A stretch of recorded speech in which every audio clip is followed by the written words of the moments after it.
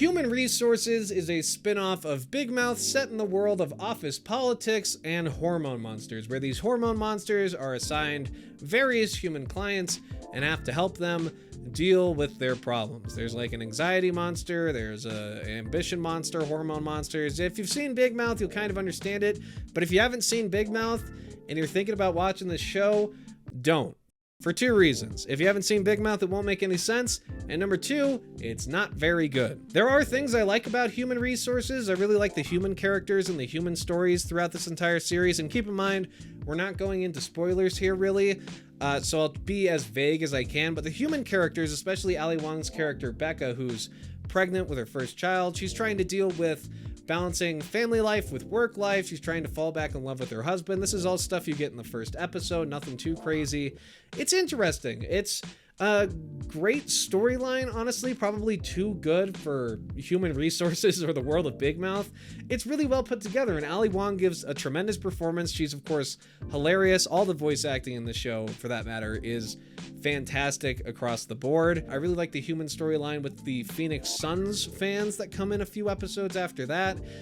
There's an interesting episode that deals with the topic of death. Like, all of that stuff I really, really enjoyed in Human Resources. The one thing I didn't enjoy was all of the Big Mouth stuff. It really is a shame that the writing team behind this show put all of this effort into crafting these interesting human characters just for them to be overshadowed and honestly smothered by the hormone monsters and basically the world of Big Mouth. The show is basically interesting human issues that are relatable and interesting for an audience to watch being completely ripped apart and like overrun by the world of Big Mouth, and it just becoming chaotic and overblown and honestly kind of unwatchable. This show is exhausting to sit through because there is stuff I cared about as an audience member that I wanted to see developed, and it always had to go back to these dumb hormone monsters that I didn't like, I didn't relate to, and honestly I didn't care about after like the third episode of the show, because all the hormone monsters do in this show is argue with each other, make terrible, disgusting, and low-hanging fruit jokes. It's just mind-bogglingly annoying. You don't want to listen to these characters' problems. You don't want to listen to them talk to each other. You don't want to see them mess with the human characters you actually like, because another big problem with this show and making its characters likable is it will have the hormone monster characters come in and kind of mess things up for the human characters so that, you know, the hormone monsters can learn things later. Except if you like the human characters and a hormone monster character that you don't care for that much screws up something in their life, you're gonna start hating the hormone monsters. And that's your main cast of characters. It's just the entire show feels like it was built in a way to where you will never like the main cast of characters because they're always arguing, they're always making terrible jokes, and they're screwing things up for characters you do like. And on top of all of that, the hormone monster cast of characters is even harder to relate to because they're hormone monsters. They're like all-knowing beings that can transport wherever they want, and they're also immortal. There's an episode where one of them turns 40 million years old, and that, as you know, for me as an audience member, when I see that, I'm like, oh, okay, so what really are the stakes here? Because, you know, you're in a work environment, you have this show that's like a workplace comedy.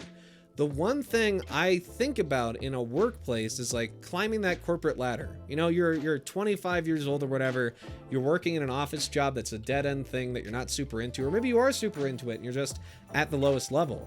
Ideally, you want to climb as high as you can until you have to retire. But in the world of Big Mouth, this workplace comedy, none of the workers really ever retire. One of them gets fired in the first episode, but for the most part, the stakes, these jobs that they have, it's just a job. They're immortal. Well, what's it matter to them? Oh, so we go off and don't work at the human resources department anymore.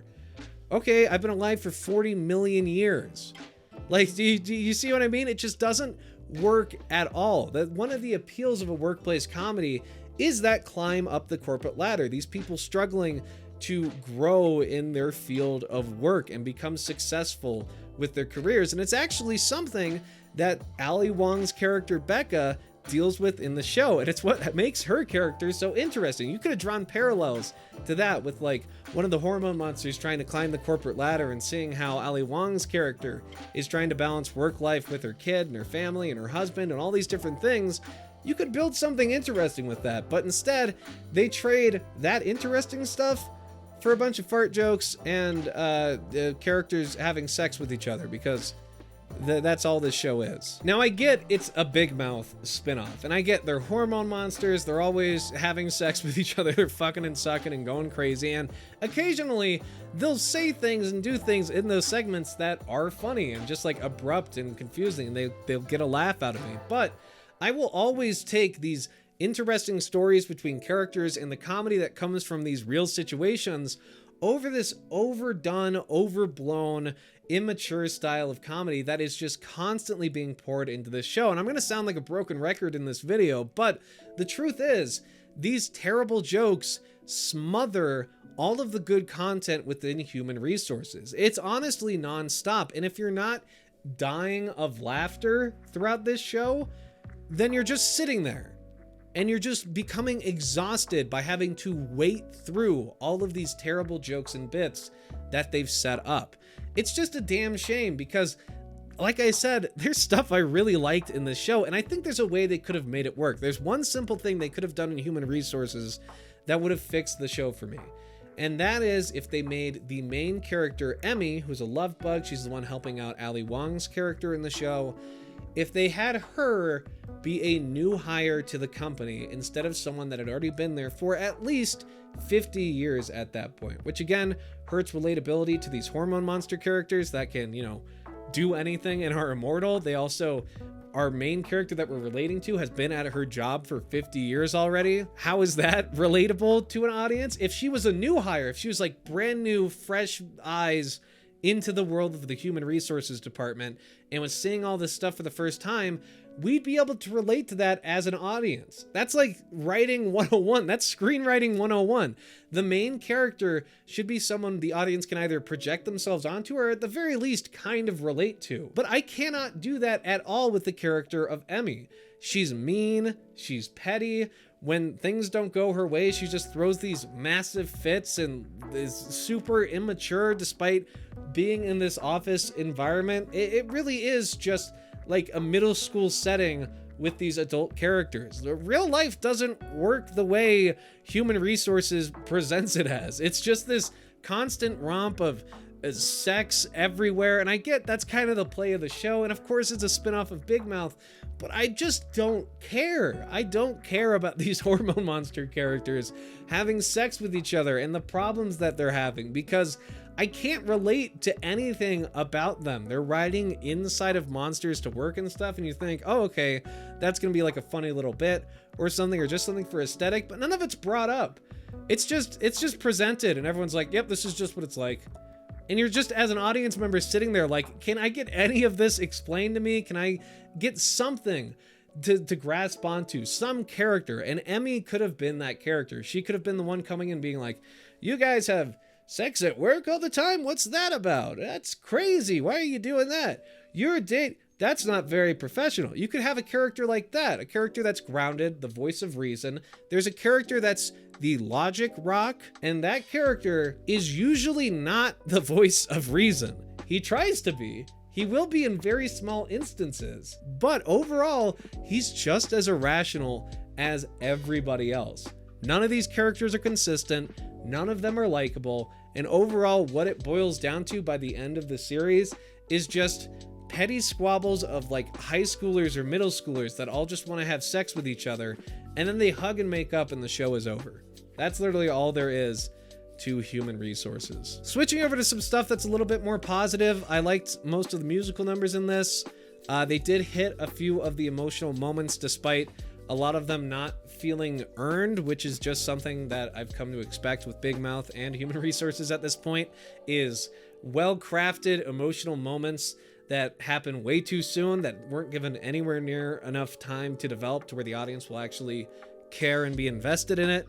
It's so close. This show is so close to being at least somewhat good, but it again is just weighed down by all this different garbage. This cast of unlikable characters that are gross and making terrible jokes all the time, distracting from the stuff that's actually good. So, should you check out Human Resources? No. There is no reason to check out this show, even with the things I enjoyed about it. But of course, if you do want to check it out, I didn't spoil anything here, so you have that freedom, I guess. I would just highly advise against it. If you want to watch a show like this, watch The Office. That's probably a far better one. In fact, that's what, this show compared itself to. Its elevator pitch was Big Mouth meets The Office, so go watch The Office instead. And don't watch Big Mouth, don't watch Human Resources. If I had to give this one a score out of 10, I really, really liked what they were trying to do in some areas. It's just a shame they screwed up so bad in others. I'm going to give it a high 3 out of 10 for this season of Human Resources. Maybe in the next one, because I think it's already guaranteed to have a second season, they can ease off that stupid bad joke pedal and let the show speak for itself, because clearly, and I mean clearly, there are incredibly talented writers working on this show. I can see it. You could see it. If you watch an episode of this show, you can see what they're trying to do and how it's just being bombarded by garbage anytime they try to put it out there. I feel for these poor writers, unless they're the ones doing it to themselves, in which case, knock it off. You've got it figured out. Just knock it off. But I'll leave it there. Let me know what you thought of this video and the show in the comment section below. I do my best to read every single comment on this channel, although recently it has been difficult because there's been a lot of you, which I do really, really appreciate. I'm still doing my best to get through everything on that Slip and Jimmy video. And again, thank you all for the support on that video. One of the best, if not the best performing videos on this channel ever was that Slip and Jimmy video, so I do really appreciate it. Like and subscribe to become a cow. I'll see you all next time. Goodbye.